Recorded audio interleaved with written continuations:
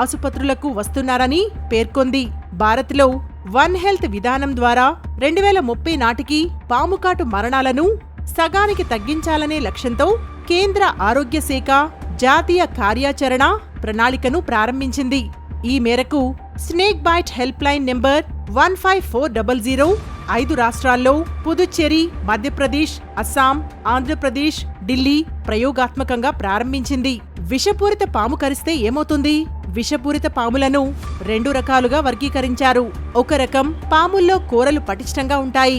అవి నాడీ మండలం, శ్వాస వ్యవస్థలపై దుష్ప్రభావం చూపే న్యూరోటాక్సిన్ వీనం విషం వదులుతాయి. ఇంకో జాతి పాముల్లో ముడుచుకునే కూరలు ఉంటాయి. ఈ పాములు తమ కూరలను తాము వేటాడేటప్పుడు, దాడి చేసేటప్పుడు ఉపయోగిస్తాయి.